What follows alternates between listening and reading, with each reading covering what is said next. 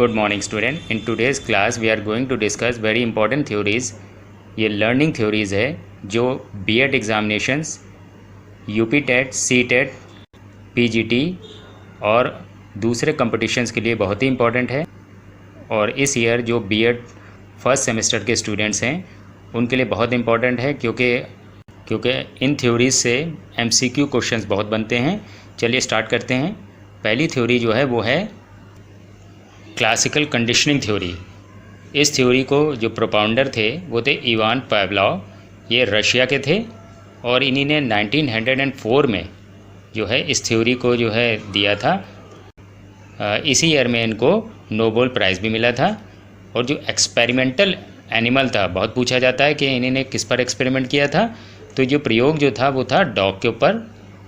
और इस थ्योरीज़ के जो अदर नेम्स हैं, बहुत पूछा जाता है कि इस थ्योरी को और किस नाम से जाना जाता है, तो conditioned response theory, conditioning theory और कंडीशन रिफ्लेक्स थ्योरी कहा जाता है।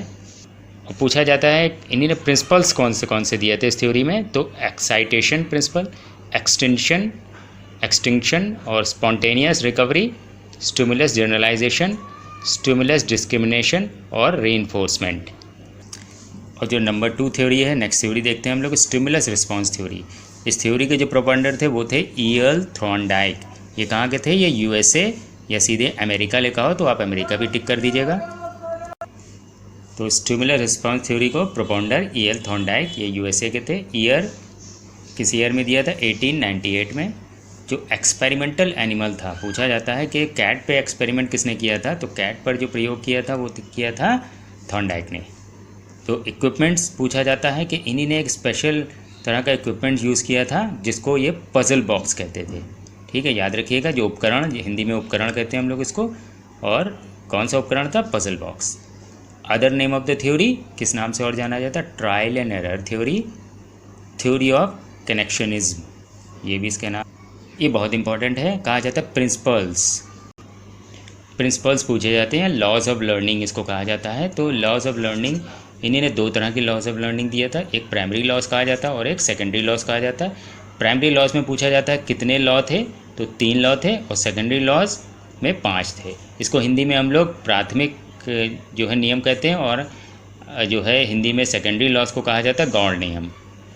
ठीक है, तो पहला प्राइमरी लॉ जो था वो तो लॉ ऑफ एक्सरसाइज, दूसरा था लॉ ऑफ इफेक्ट और तीसरा था लॉ ऑफ रेडीनेस। ये तीनों लॉ याद रखिएगा। इन तीन में से कोई भी पूछा जाए तो ये प्राइमरी लॉज हैं। और secondary laws, law of multiple response, law of mental set, law of partial activity, law of associative और लास्ट था लॉ ऑफ एसिमिलेशन। ये 5 लॉ सेकेंडरी लॉज हैं। जो किसने दिए थे? ये टोटल 8 लॉज थे जो थॉर्नडाइक ने दिए थे, इसमें से 3 प्राइमरी और 5 सेकेंडरी लॉज। अब हम लोग अपनी तीसरी थ्योरी पे आते हैं। ऑपरेंट कंडीशनिंग थ्योरी इसको कहा जाता है। इसके जो प्रोपाउंडर थे वो थे B.F. स्किनर, ये USA के थे, यानी अमेरिका के। ईयर किस ईयर में ये थ्योरी दिया था पूछा जाता है, तो 1938 में। एक्सपेरिमेंटल एनिमल, तो इन्हीं ने 2 एनिमल यूज़ किए थे। एक एक्सपेरिमेंट रैट पे किया था यानी चूहे पर, दूसरा पिजन यानी कबूतर के ऊपर इन्हीं ने एक्सपेरिमेंट किया था। इन्हीं ने भी इक्विपमेंट्स यूज़ किया था, उसको कहते हैं स्किनर बॉक्स। याद रखिए कि स्किनर बॉक्स जो है वो B.F. स्किनर से रिलेटेड है। Skinner box B.F. स्किनर से रिलेटेड है और पज़ल बॉक्स थॉर्नडाइक से रिलेटेड है।